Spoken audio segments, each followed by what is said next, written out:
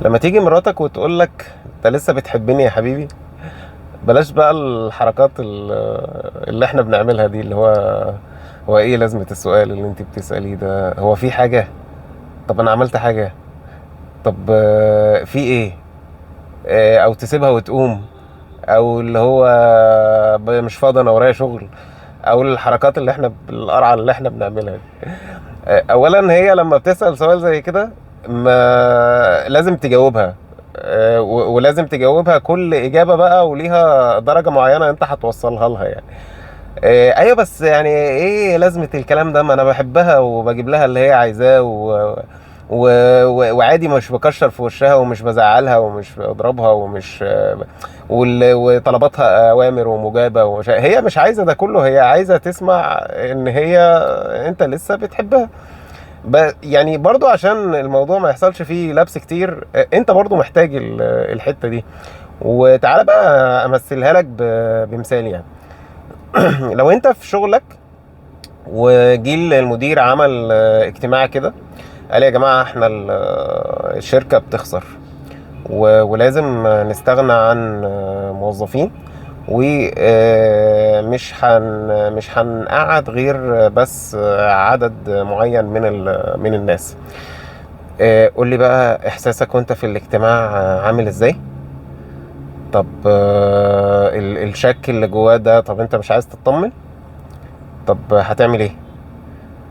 طب قول لي كده لما تروح للمدير على جنب وتقول له هو حضرتك، هو انا من الناس اللي هتمشي من الشركة، ولا من الناس اللي قاعدة؟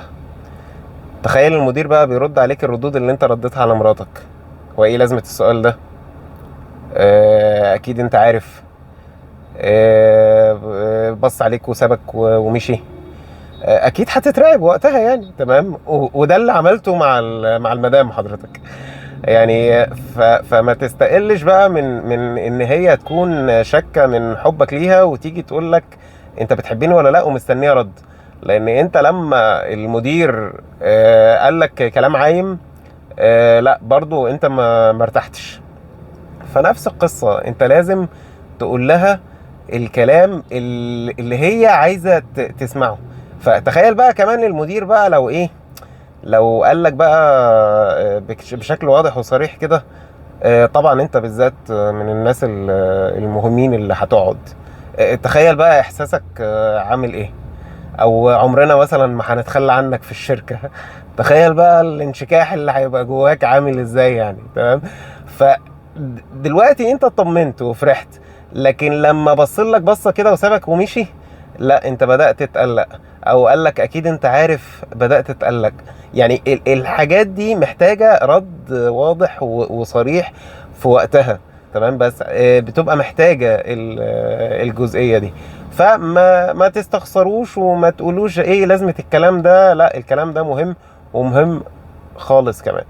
فقيس على نفسك زي ما انت اتبسطت لما المدير قعد بقى يقول لك انت بالذات لازم تقعد.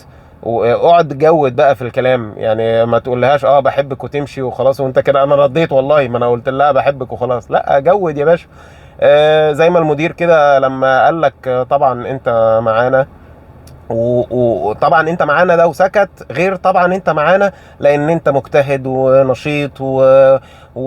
وشاطر واللي ما اقدرش استغنى عنك والحركات دي. كل ده بقى ايه بيوصلك لليفل الوحش في الحياة والسعادة والشغل وكده.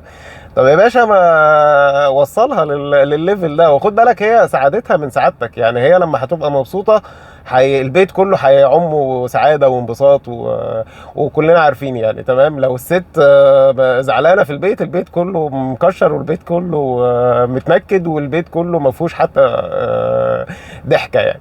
فوصلها للمستويات دي، مستويات الامان دي. هي عايزه تطمن يعني، عايزه امان، مش عايزه اللي هو ايه انت ايه لازمه الكلام ده. طبعا مش محتاج رد او تسيبها وتمشي او الحاجات دي.